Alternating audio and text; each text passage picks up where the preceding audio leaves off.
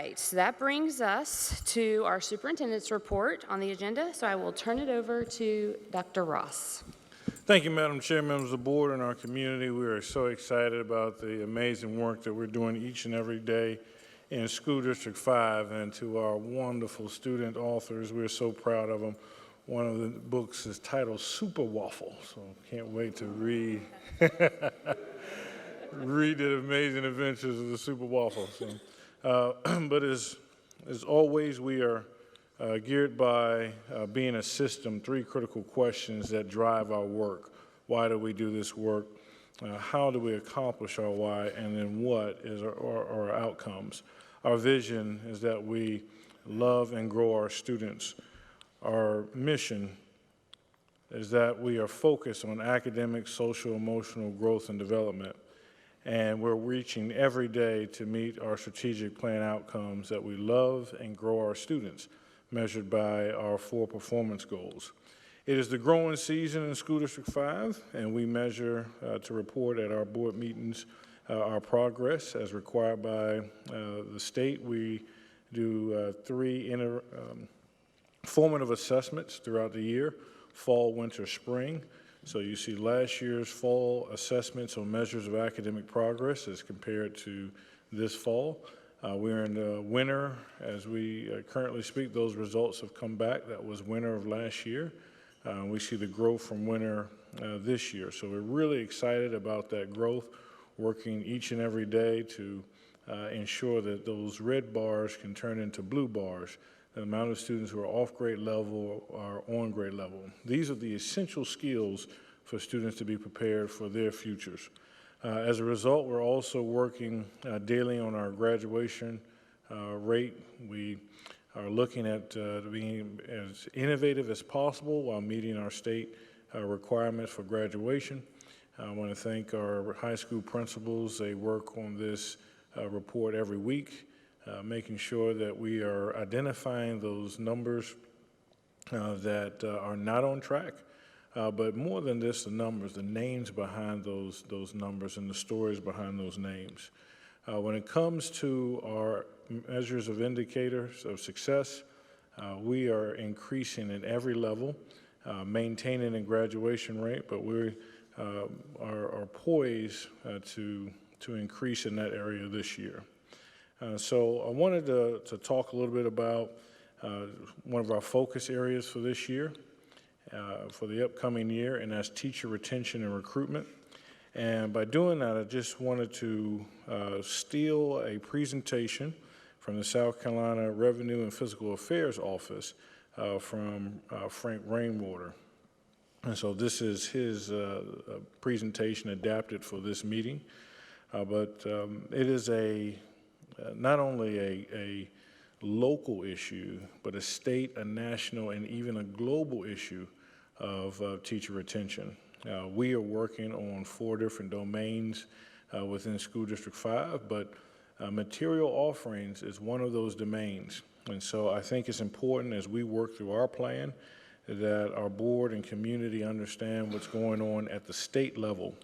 One of the things that was reported to the Superintendent Symposium on February 1st was the number of teachers that are certified versus those who are employed in our state.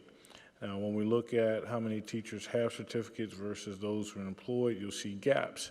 These gaps don't factor out who is retired. So this is just all certifications throughout the state versus employed, but does not factor out those who have retired from the field. But it just gives you an idea of not only where those teachers are in terms of employed, but also you will begin to see the 5 different levels in which teachers are compensated: bachelor's plus 18, master's 30, and doctorate. If you look at the minimum, this is the minimum state salary schedule, you'll see how years of experience and these 5 different levels play out. And so as we bring in teachers, we will bring them in on a particular year of experience that they have from 0 to 23.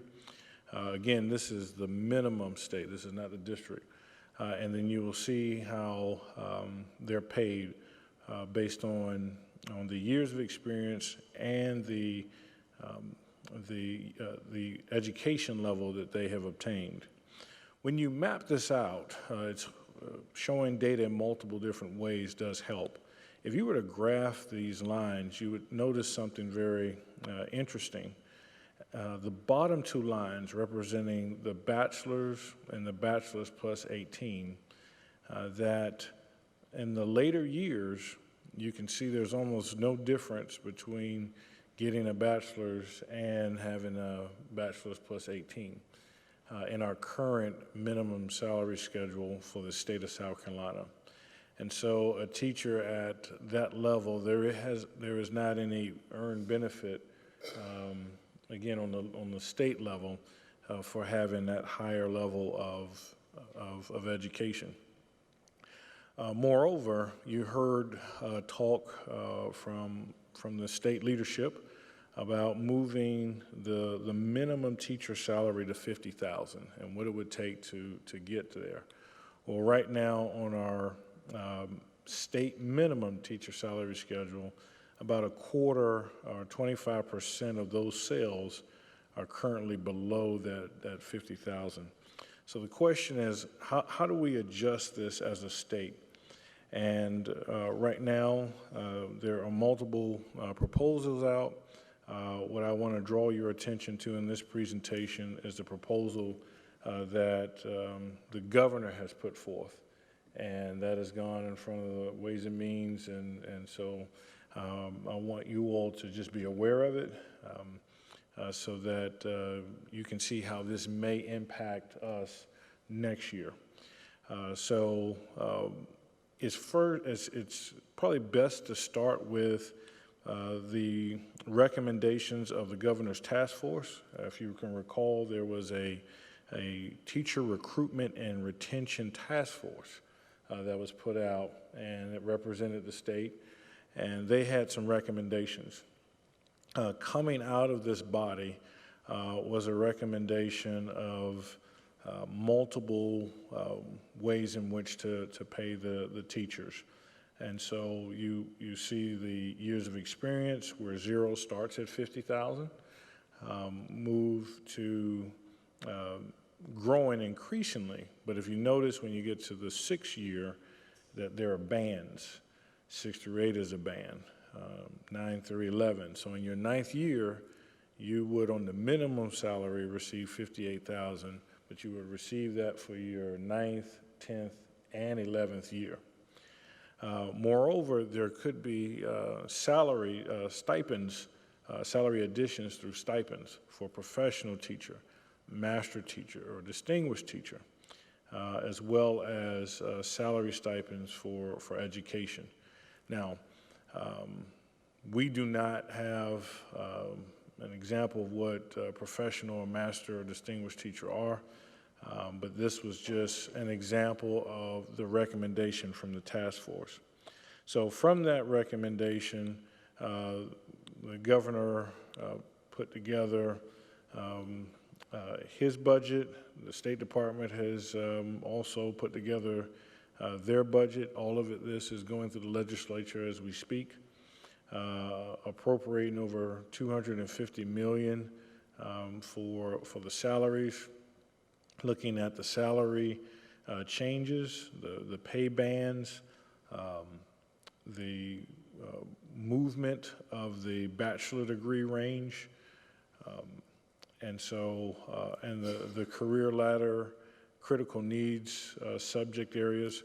So all of these are things that are going into the governor's budget for aid to classrooms. So what comes out of that? Well, what's important to understand is that for 50 years in the state of South Carolina, or about 50 years, we've had one system of pay. That may change next year. So this will be new for everybody, for all of us. And what is being proposed now is this model. And what you notice is you go from 5 different levels of education to two different levels. So it's bachelor's and graduate. And again, the bands at this point do go out to 30, but again, you're seeing the years of experience in band, 0, 1 to 2, 3, 4, 5, so forth and so on. And so as we look at this, there is a hold harmless, of course, that is being, where you would not lose any money on and of course, District 5 is above the minimum, but we're just having this discussion at the minimum. But you're seeing kind of what this lifetime earnings impact would be over a 30-year career for bachelor's 18, and master's. Again, what is being stated is that this does not cause you to lose any money. I may not have done the best job of presenting this information, so what I'll make aware to the trustees is that on Wednesday, February 28th, there's a lunch and learn. If you can make this, I would encourage you to do that. We'll have Ms. White send out to you the invitations there. You may have questions. I intend to watch this as well. But this Lunch and Learn webinar will be hosted by the South Carolina Revenue and Fiscal Affairs Office, as well as the South Carolina Association of School Business Officials, SCASBO. And so that'll be February 28th from noon to 1:15. Again, as not being the author of this program, I'm not on all of the details, but I think it would be best for all of us, if you can attend on Wednesday, February 28th from noon to 1:15 to participate in the Lunch and Learn webinar. Again, over 50 years, we have been paying out of a system. When that changes, there will, of course, garner a lot of questions that we want to be able to meet and answer at this level. Last thing I will share on this point is that when we look at the working age population and what we're seeing in our state in terms of teacher retention and growth, is looking at the darker blue as the reality of our state in 1970, where the majority of our population was in between the ages of 0 to 19, and the 65 plus was the smallest. Well, that's the opposite now. And so our goal is of the working population, not just in teaching, recruitment and retention, but in all fields. Every field that we're seeing, from our front lines to administration, workforce development is our goal. So I want to thank what we're doing in terms of teacher recruitment in South Carolina, but also in School District 5. You're going to hear more about pathways to the classroom, ways in which our support staff can find pathways to become teachers in the classroom. So as we're looking for a lot of innovative ways in which to meet the teacher shortage issue. One of those ways is through advertisements that have started this year, and at this time I want to ask our Director of Personnel, Dr. Reggie Wicker, to highlight a commercial that he's done, and I would like you to, if you can indulge in watching this. It did not quite make the Super Bowl ads, but I think it was of that quality. So Dr. Wicker, if you can share with us kind of the origins and the broadcasting of this commercial. Thank you, Dr. Ross. Madam Chair, members of the board, it's our pleasure this evening to present to you our newest commercial. It is airing on WIS-TV 10 News. It started today, and it is a collaboration between the Office of Human Resources, our communications department, as well as the following schools with administration and faculty members: Crossroads Intermediate, Lake Murray Elementary, Irmo Elementary, Irmo High School, Spring Hill High School, and Dutch Fork High School. When the commercial came into play, our main focus was to make sure that it wasn't just for recruitment, but it was one that we could use throughout the entire year, not just a recruitment event that took place the very first Saturday in January. So we're very pleased and excited about it, and hope you will too. Thank you.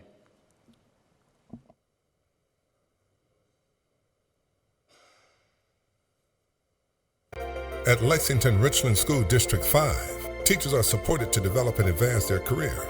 With proactive support led by retention and instructional coaches, teachers succeed through professional development and collaborative planning. It's a school district where teachers are encouraged to advocate, advance, and inspire educators, whether they are a first-year or veteran teacher. Join the #1 best place to teach in South Carolina according to niche.com. Lexington Richland School, District 5. Love and grow your career. We're still trying to find out whose voice that is. I thought it was Dr. Wickers, but we are certainly appreciative and proud of the work and the collaboration in that space to really show the vision, the mission, and the hard work of teachers and their outcomes. I think it was an amazing job. So before we go on to choice and magnet, we want to entertain any questions regarding the teacher retention or recruitment. Mr. Satterfield. Yes, Dr. Ross, I don't know if you mentioned this or not, but are they asking superintendents for any input? Yes, we have at the February 1st Superintendent Symposium, they were asking for, this was our first time receiving this, and one of the issues I think that we all struggled with is how do we convert to this band piece? And we have again, this is 50 years, so I can't conceptualize a time without it where we didn't honor the doctorate or those advanced degrees. I see this as being a minimum, and districts can go over that. So, so that's one of the questions as we get further along with this that we're going to answer. The reason I ask that is I know that when we have the opportunity to go to school board meetings and other places, you get engaged in those conversations about what are you all doing? And we've heard a lot of novel ideas for recruiting and retaining teachers. One of the things I think that if you do have any input on, I think would be really a neat idea is that in order to move from a bachelor's degree to a bachelor's plus 18 or a master's, it's very expensive for the teachers. And if I was just doing I don't know what the hours are now at Carolina or Clemson or wherever, but if it's $600 an hour, that's over $10,000 just to get 18. And if you figure that you get a $2,000 raise, it takes you 5 years after you get it, and if you paid for it, just to try to recoup your money. And so you're still living at that current salary because you're paying out of pocket for that. So I remember talking with one board member, I can't remember what county or district, and they were saying that they were looking at tuition assistant programs. And that's, it's like, I don't say it's not loan forgiveness. Tuition assistance is not the same as, just paying for it. But the idea was, what a great way of attracting teachers if you're willing to help them help themselves, so to speak. But again, getting back to my original questions, if you have the opportunity to provide any input, that was just one of the ideas that I heard, because it can be very expensive. Teachers are already on pretty tight budgets because of their pay, and having to pay for that tuition, or certainly having to take out a loan, and then you got interest on that payment. But just an idea, maybe you might be able to contribute. Thank you. Anyone else? Ms. Huddle? Dr. Ross, don't we already do some type of, maybe it's for the bachelors, but can you maybe talk a little bit about what we already do as far as tuition assistance? So right now we have, if you're familiar with Terry, was one of those, we created a NARI program, which is our new educator retention incentive. And what we do is they have an option of up to the first 3 years. I'm looking at Dr. Wicker if I'm off. In the first 3 years, they will receive the option of, it doesn't compound it, you can get it every year, $2,500 a year, which is tax-free, and it goes straight to the debt. Because as you say, we were recognizing that teachers on average in our state were carrying over $50,000 of debt. And then that approaches the interest that accrues on that. And so we were paying that. But you can also take it as not, if you don't want it, the teachers have the option. If they don't want it, or 100% of that money goes to the debt, then they can take it as salary. And so that was a way, it was up to the teacher to do that. Another thing that we're just started is looking at a potential cohort with USC. We're going to go through the legal approvals before we bring that to you, where we could do some cost sharing through cohorts.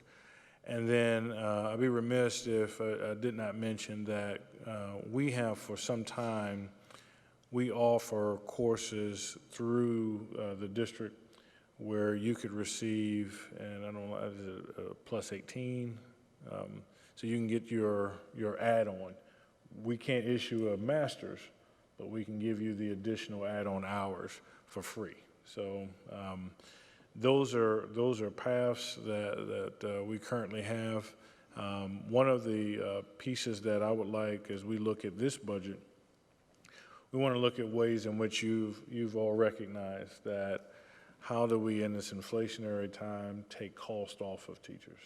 So listening to our teacher groups about, is there some things we can do with health, with childcare? And so there's a lot of different things that we're looking at now. Our one reservation before we begin to put these out is the revenue side. So talking the expense side without the revenue side is going to be irresponsible. But once we get our revenue in, we're going to be bringing to this body some proposals of how can we help our teachers and our staff to better handle the expense side of life. Any more questions? All right. Dr. Ross? All right, thank you. And with that, we're going to move on with our continued model that in District 5, every choice is a great choice. And we talk about our choice and magnet programs, and there would not be choice and magnet programs without Sarah Wheeler. So as she comes to the podium, we'll move forward with our magnet and choice update. Thank you very much, Madam Chairwoman, honorable board members, Dr. Ross. It is my pleasure to continue to love and grow our magnet and choice programs. I also want to add my congratulations to Leap Hart Elementary and to Spring Hill High, because they both happen to be certified demonstration magnet schools. And what that means is that they are encouraged by Magnet Schools of America for teachers and educators from all over the country to come visit their models. So we're very proud of all the hard work. And as you see, I left some little Circes for you. I left a booklet to show you how we have grown our magnets over the last 10 years. At your leisure, you can read, and it tells you and explains everything about our 16 magnet programs offered at 11 different sites. Well, I also left you a pen and a little fan that shows you the process. Those are part of our marketing. Thank you. All of that is paid for by our wonderful grants, so that's also good to know. This year we expanded to, we had our normal 2 magnet fairs, but we separated them and had elementary separate from secondary, and they were very, very successful. We were a little nervous, wondering how that would work out, but it was wonderful. The one thing we did, because we keep doing surveys and asking questions and tweaking, is we might move them both back a little to January rather than have one in November. But we listened to our schools and they were pleased, community was pleased, so we look forward to continuing to having the 2 separate levels and maybe pushing them both in January. So as an update, our magnet season for this year had just finished. We had a whopping 1,127 total applications for magnet and choice, and that's quite a number because each year, again, we learn little tricks to clean up our data more. So this year there were less duplicate applications that didn't need to be submitted if you're already attending a school, if it's your zone school. So we still had a few, but we got much better data this year. 869 of those students were offered placement. Not everyone is offered placement. Some have first and second choices. Some of our programs, such as Escalaris or the STEM program at Dutch Fork High School, have criteria attached. So sometimes students may apply, but they don't necessarily meet that criteria. Right now, the families have just completed accepting their placements, and rosters went out on Friday as to those students who accepted placement. And we will keep those applicant pools open through July. It's a moving, fluid application so that as space becomes available, we pull kids from an applicant pool and fill available space up until the beginning of next year's school year. So, along with all that exciting news, we also, as I've mentioned before, got a new grant for $9+ million. Marty, did you hear that? Thank you.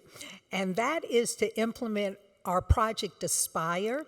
I've mentioned it before, but it is underway and so exciting.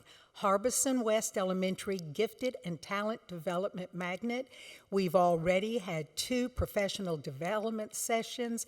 Planning is going on, marketing is in place.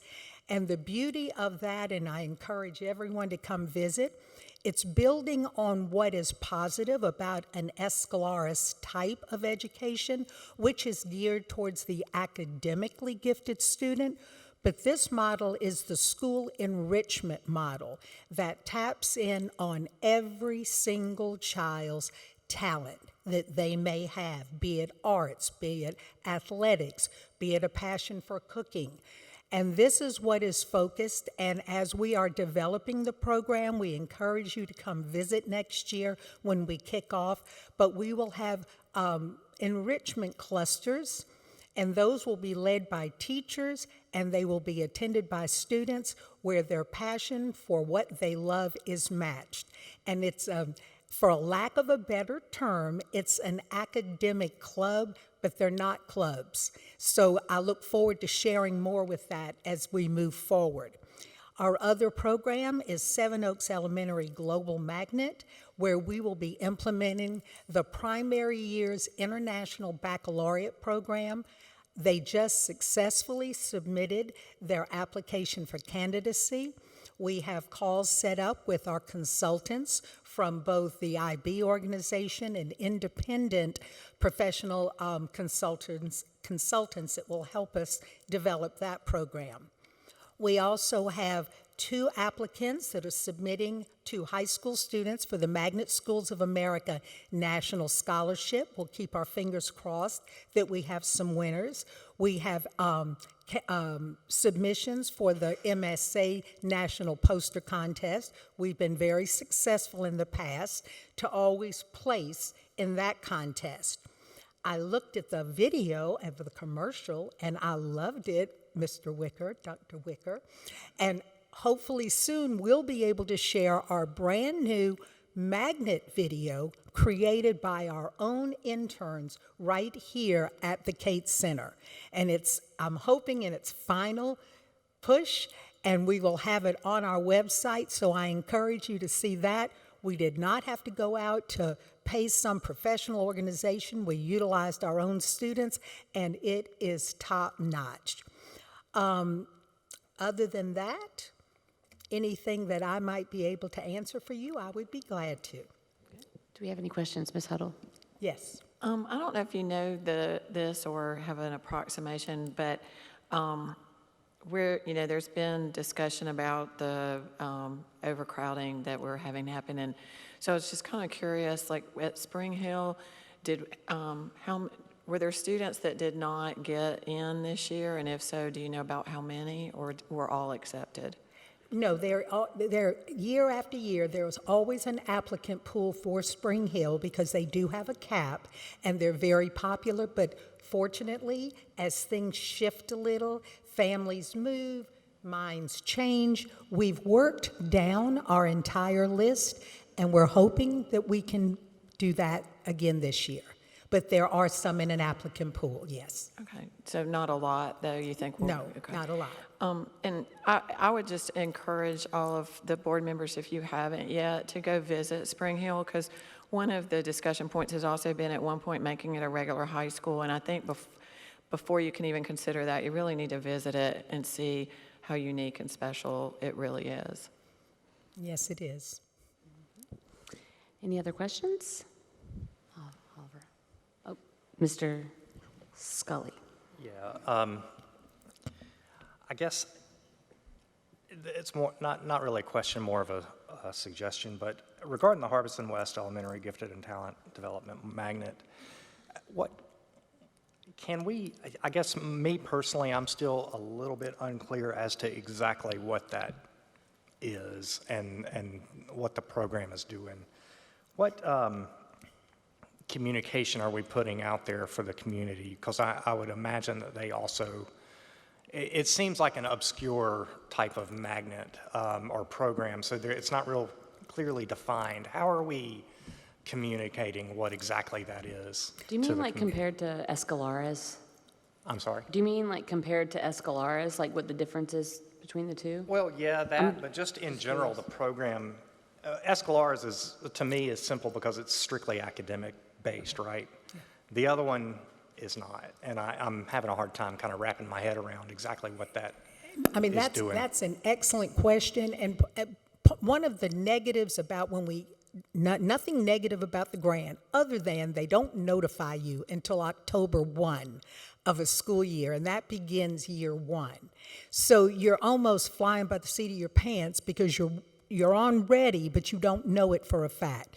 So we're now in the planning. I know that Dr. Turner has had 2 or 3 parent information, but we had to get the grant first. Then we get all of our planning in place. It's called a planning year. But that is a great point because it's a learning for all of us, and there is fabulous information. The program, if any of you would like to research, is the School Enrichment Model, and it's Dr. Joseph Renzulli out of the University of Connecticut, and he is more or less the godfather of gifted education. And he's been around for a long, long time. And over the years, he changed his definition where it did gear initially to that academically talented child that was identified by arbitrary numbers, so to speak. And he realized that all kids do have gifts and talents, and a lot has to do with the strategy of teaching. And it's much more project-based learning with products involved. It's much more interest-based. It's also differentiated, but not in the sense that we all think, well, I'm going to differentiate my lesson and offer 3 opportunities. It is actually finding the child's best mode of expression and what they want to learn. For instance, if you were doing World War II and you had all the facts, you might want to know more about the food of World War II. You might want to know about the fashion of World War II or the weaponry. And you're allowed to go down that path. You're allowed to present it in whatever way is best for you, be it a product, be it a report, be it a video.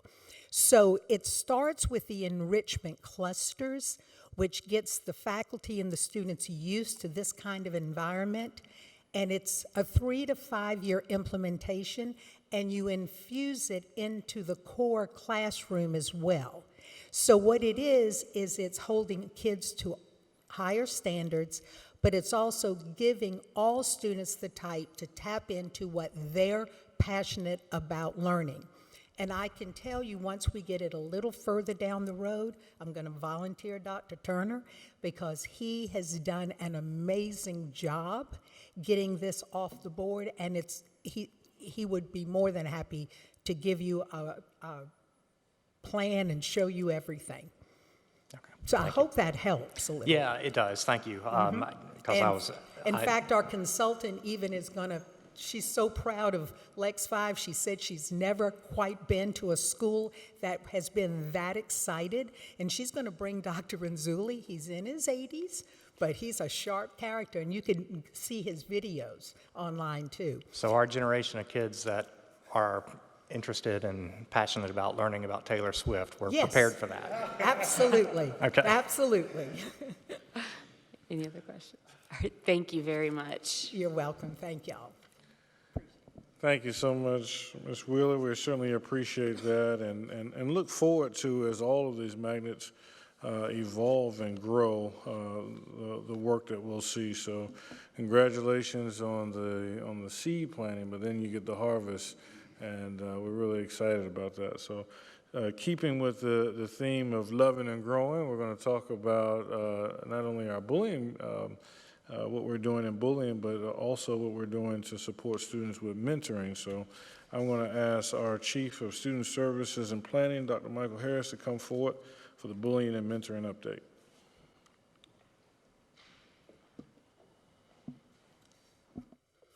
Thank you, Dr. Ross, members of the board and our community. We wanted to take full advantage of an opportunity tonight to talk with you by way of some highlights, maybe on a few facts and figures as it relates to a topic of student discipline, i.e. bullying.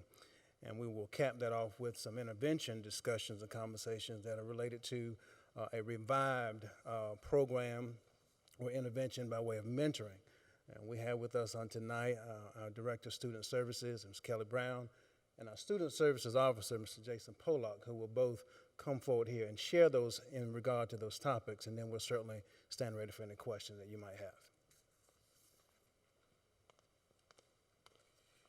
Good evening, Madam Chair, members of the board, and Dr. Ross. We appreciate the opportunity to come and speak to you tonight a little bit about student services.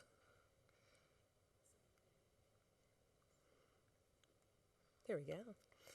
All right. In student services, we want to take time to create opportunities and awareness by connecting resources for our students and families in the District 5 community. We want our work in the Office of Student Services to be grounded in solid practices. So we navigate through each situation or opportunity with our 4 preventative pillars of student services.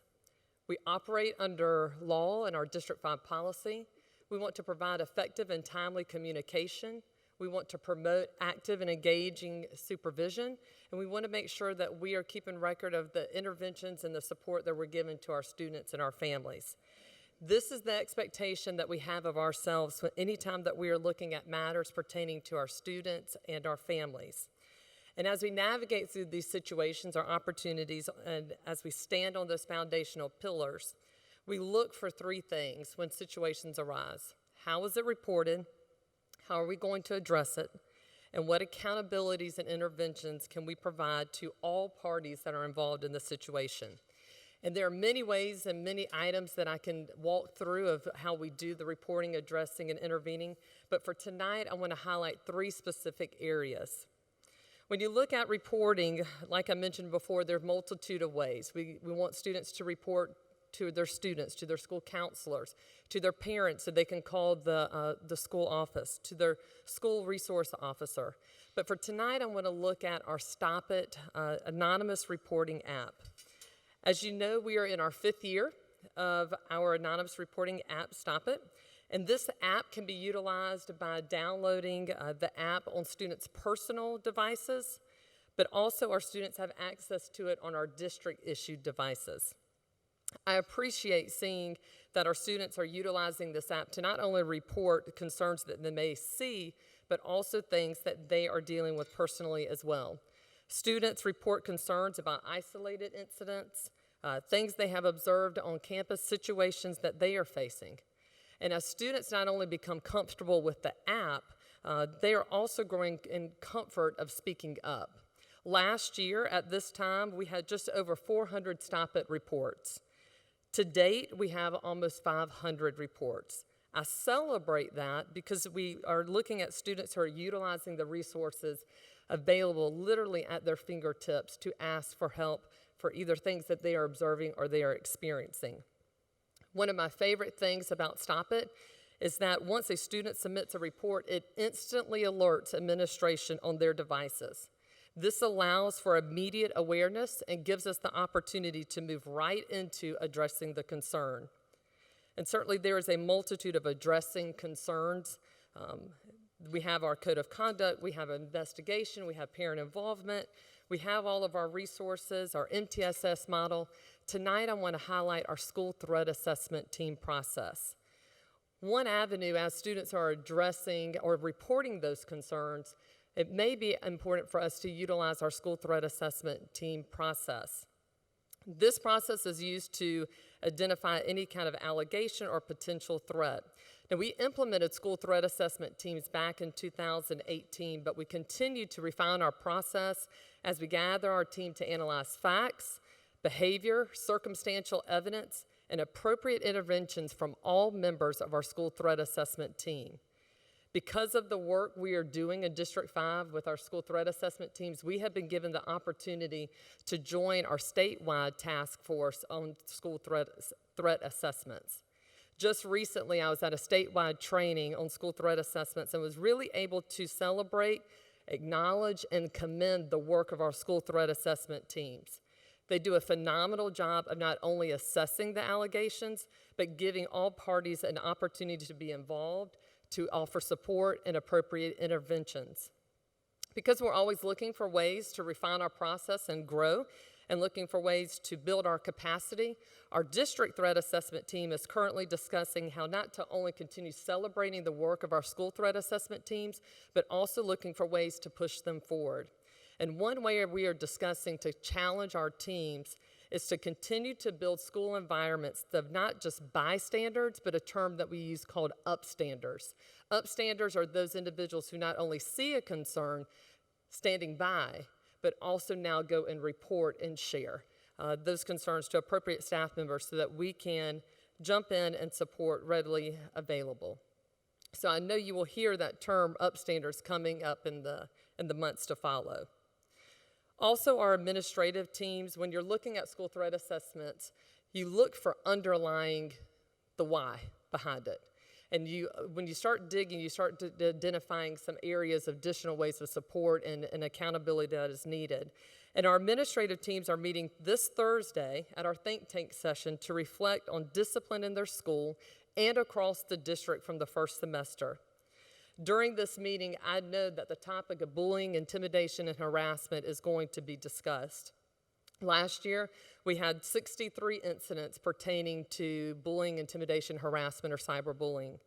Though we have only had 20 referrals up to this point pertaining to the bullying, intimidation, harassment, and cyberbullying, and 0 recommendations for expulsions in this matter, what I know we have to do is continue to do 2 things. One, we are ensuring that we are adequately investigating all reports of not just bullying, intimidating, harassment, or cyberbullying, but all other concerns that are brought to our attention. And during our investigation, it is our responsibility to identify the concerning behavior and align that specific behavior with the appropriate code of conduct violation. Aligning it appropriately allows us to provide the most tailored accountability and interventions and resources for all parties involved in the matter.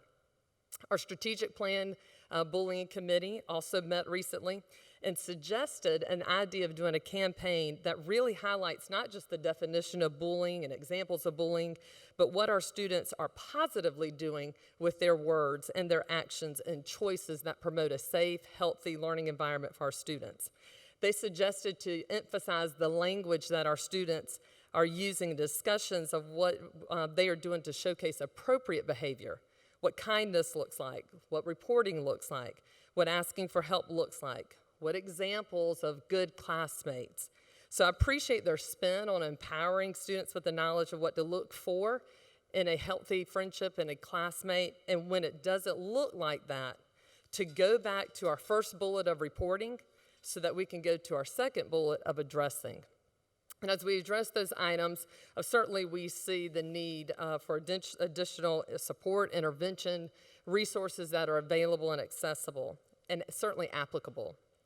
We have our clinical counselors, school counselors, social workers, our MTSS support system, But for tonight, I want to highlight the intervention of our mentoring program, an avenue of relationship building that is used so students feel comfortable, safe, and valued and heard in our revised rendition of our mentoring program. So at this time, I'd like to turn it over to Mr. Pollock, our Student Services Officer, to discuss the mentoring piece.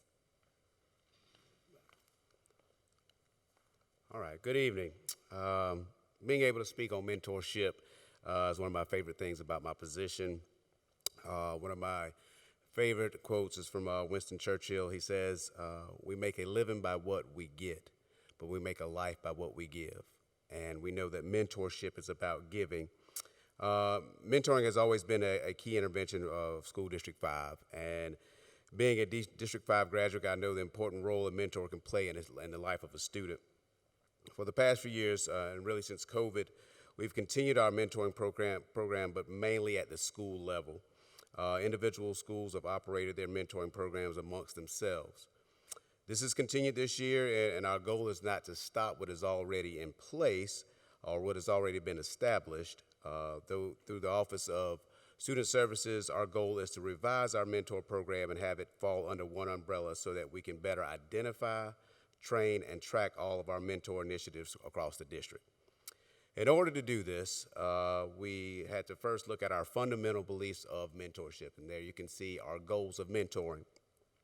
First, build a relationship. We know the relationships matter, and we want to partner students up with trusted adults. Next is establish a connection. We hope that mentors connect with students through conversations and experiences. Next is provide advice and guidance. Once the connection has been established, then we hope to provide a positive influence for our students. The next is lend support, help connect students to the resources we have available within our district, and then meet them where they are. We always say we want to meet students where they are. Well, this is where that begins. And then listen and serve. Some of our mentees just need a listening ear and someone who is willing to help however they can.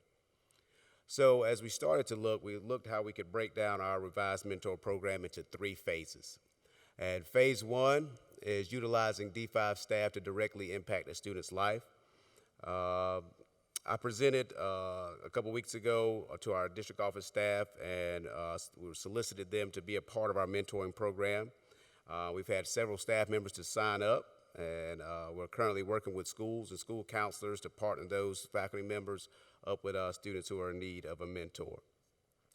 Phase 2 is incorporating our community, soliciting outside organizations for support and partnerships. Allow community members, all of our community members will go through a SLED background check.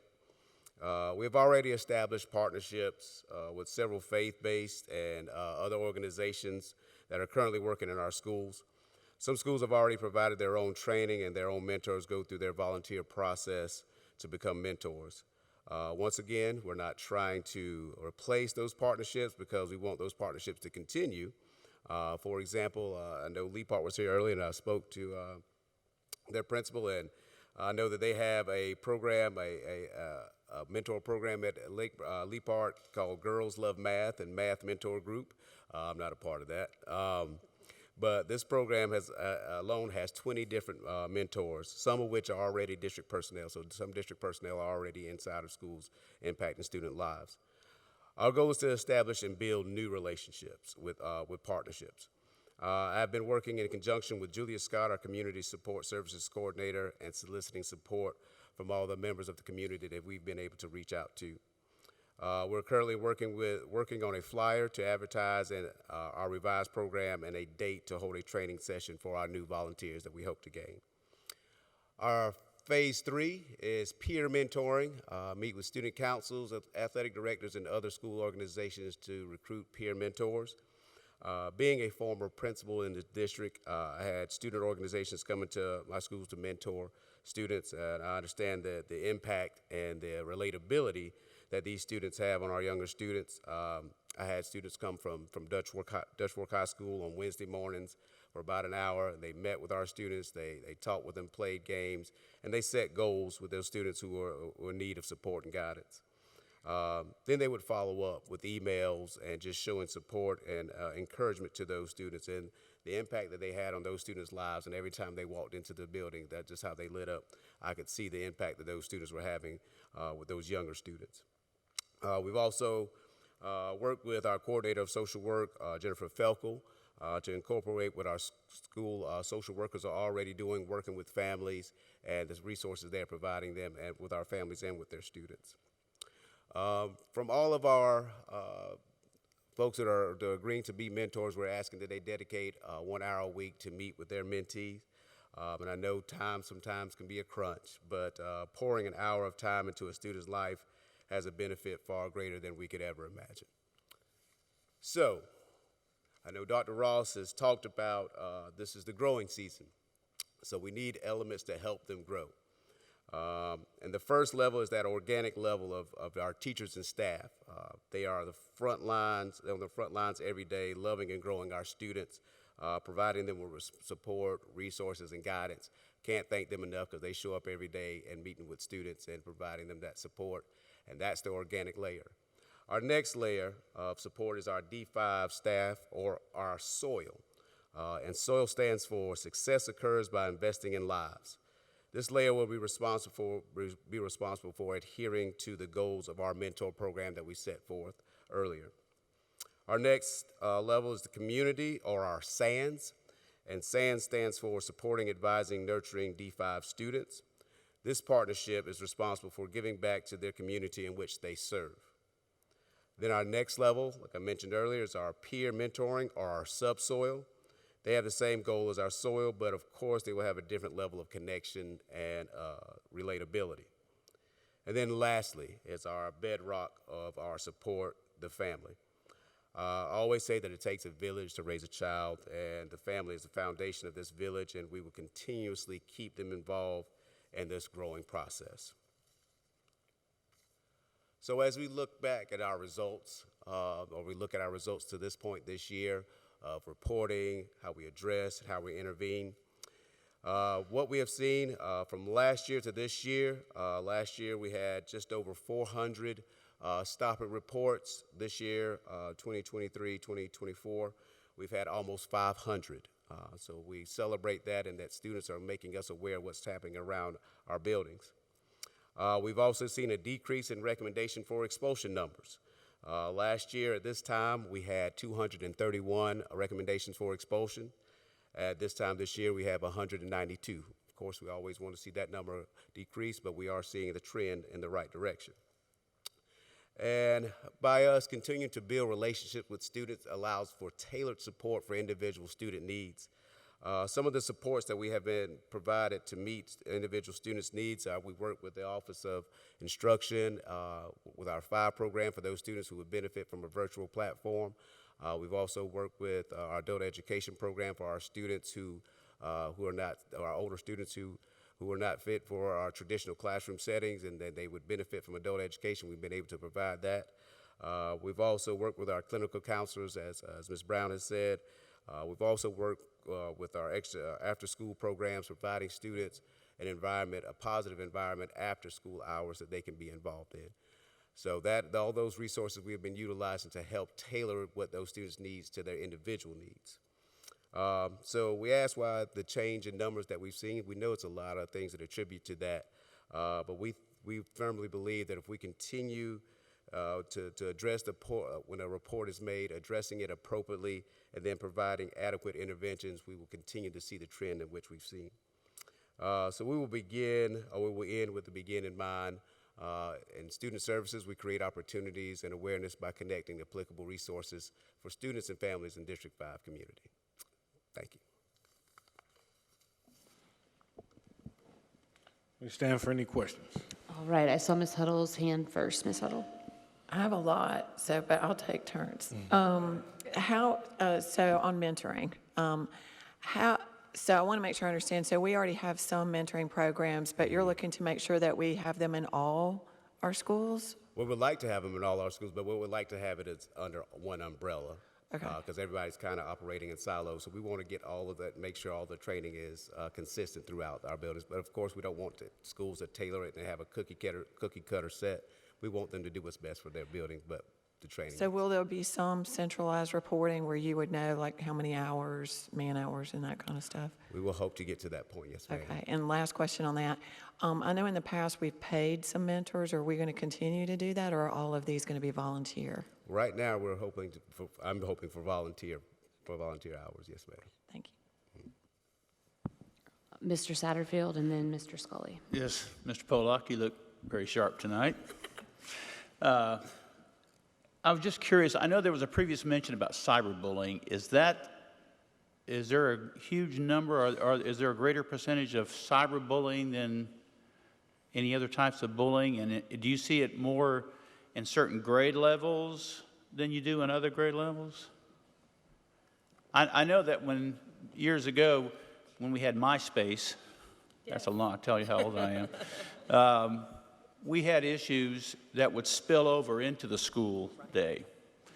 But I was just curious if that's what, you did mention the cyberbullying. I was just curious about that. Very few. So we see that now. It's not we don't deal too much with You don't have MySpace. MySpace, I understand. But I'm with you on that. So we do see sometimes the social media impact and leaking over into the school building and the school day. And so that allows us the opportunity to kind of navigate through that. Our cyberbullying incidents, I think there were like 2 or 3 last year and 2 this year. So they're very minimal. When you're talking into the definition of cyberbullying, that online piece, sometimes that online piece trickles into things that we're seeing on campus, which then can take a different lead into our code of conduct. But we certainly are keeping an eye on the internet aspect of contact with other students. All right, I had one last question for Mr. Pollock. Mr. Pollock, did you bring your keys with you tonight? It's inside jokes. Mr. Scully. Yeah, my question just kind of goes back to the beginning, I guess. At the core, exactly, and if I missed this, how are the mentees identified? How does someone become a mentee? Working with our school counselors, they'll be able to, with our MTSS programs within our school buildings, those meetings will help identify those students who we see are most at need or most at risk. And we have tiers, tier 1, tier 2, tier 3 students. And our goal is to address those tier 1 and tier 2 students with our mentoring program. But most of those are identified by our school counselors and our school administration. Okay, and now I'm trying to link it, I guess, this presentation together in terms of the mentoring and the Stop It app. How does the Stop It app, being an anonymous reporting tool, translate into mentoring? Or where's that connection? Is it the target of the report from the app, since the reporter is anonymous? How does that work? Sure. So one of the things, too, that is beneficial for the Stop It app is it can be anonymous, but students also have the very last option before they hit submit. They can share their name. And then sometimes one of the components of the Stop It app is there's a messaging component that thank you, if you feel comfortable sharing, come to our school counseling office, and then it identifies who the student is. That is also that allows us to go, we'll address it, but also to how can we continue to support, which may be connecting you with one of our mentors. That's only one component of how we identify students who would benefit from the relationship with the mentor. It would be beautiful if every student had that mentor piece, but that's only one option, one avenue of how we identify students and connecting them with a mentor. Okay, and I know with bullying, one of the biggest challenges is actually getting the students to open up and talk about it. Otherwise, that's kind of the gatekeeper. You can't really go beyond that to address it. Are you finding that students today are beginning to open up more and being more willing to share and identify themselves and kind of come out? Is that why, are we having more success in that area? I think most of the students who are interact with those who are outside of the school building, who they don't see every day, they feel a little bit more comfortable because they know it wouldn't be penalized for anything, for any conversation that we have. And so we see a lot more of those students opening up and feeling freer to have those conversations because it's staying between them and that mentor. Okay. I actually have a question about the Stop It app as well. And I'm trying to remember, every student in the district has access to the Stop It app, Correct. K through 12, right? It is issued on their device. On their device, Yes. okay. So this year, we've had about 500 reports on the Stop It app. Are we tracking what grades tend to utilize the app the most and what school or general area where the reports are coming from, so that we can identify if there is a school culture issue, or is it just like equally all kids, or, does that make sense? Absolutely. So one of the things I'll mention, the Stop It app is available on all the district devices, but certainly the discussion with a first grader about Stop It is certainly different with juniors in our high school. So the elementary focus is building that awareness of the opportunity. Then we start seeing more utilization of the app in our upper elementary, middle, and high. One of the things that I like about Stop It is it tracks information for us, and we're able to look at the data and identify the particular grade, highlight the particular schools, and then that allows us to go in and then figure out what additional resources and intervention we can provide to that particular grade level or those individual schools. But we are able to look at that data and identify the key points of emphasis for our next steps in supporting the schools. Okay. And when you get these reports, I would assume, just kids being kids, that you would get some reports that are unfounded. Right. Like reverse bullying, like I'm going to report you for being a bully and you're not. Or, Right, right. Do you find that to happen, or When we how do you make sure that they're legitimate? Sure. When we first started the implementation, it was the new thing, and so you got a couple of reports that made you go, okay, hold on. I'm not going to say silly, but there were some silly reports of just did not have anything to do with school almost in some of those reports. And then the newness wore off, and it became an avenue that students really found beneficial. And when they saw results, they saw admin involvement and those additional interventions and resources given to those students. And so the newness wore off, but also too at the very end, before they hit submit, right above where they can enter their name, it says, there's a phrase that by clicking submit, that I'm submitting accurate information. And in the event, falsified information is shared, because there could be an additional code of conduct violation pertaining to that, because once a report is submitted, it goes to our devices as well.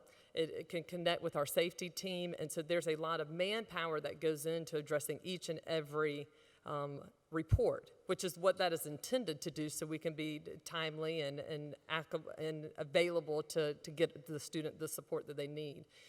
But we want students to take that as serious as we do, and they've done a really nice job going into our 4th, 5th year of this, of really seeing the benefits of utilizing that app. Good to hear. Ms. Huddle, I know you have it. I heard the number, I think 63 reports of bullying last year. Is that from the Stop It app, or where did the 63 come from? Sure. From our Power School reports of our school discipline referrals, suspensions or in-school suspensions is where those numbers come from. Okay, so it really could be a lot more than that. That's just ones that resulted in suspension or worse, is that right? Those numbers Referrals? indicate the referrals that centered around the bullying, intimidation, harassment. Okay, type of so referral within the school or referral to you guys? referral within the school. Okay. Is there a way for parents to report? I mean, I've talked to parents, and the kid doesn't want to use Stop It, and the parent wants it addressed. Is there a way for them to do that? Well, go ahead. Yep. They could always reach out to the administration at that school and speak with an administrator, speak with the principal, and make them aware, and they would address it just the same as if they got it through the Stop It app. Okay, thank you. All right, any more questions? All right, thank you very much. Thank you so much for this very important information. Just towards that notion of intervening, we heard a lot. I heard the call about bullying and harassment in schools. I want to thank Dr. Harris and his staff for putting this together. Really, it's multiple fronts that we are addressing prevention, intervention, and recovery. And so we appreciate this amazing intervention. Hurt people hurt people. And so once you handle the referral, the question is, what do we do with the student? And to see the work that Student Services and Planning has done for mentoring. They're putting people, when we say, if you're not in education, you may not be familiar with an MTSS. But these are, our educators and administrators are very versed in this, of determining which children are the highest needs in our schools. And so we will be looking for community members. If you have an hour a week and you're willing to go through our training to mentor one of these students, we're certainly looking for that help. So we thank you for this amazing work. And this is the work we do to love and grow our students. So, Madam Chair, members of our board, that concludes the superintendent's report. All right, thank you, Dr. Ross. Anybody have any last-minute questions for the superintendent? All right.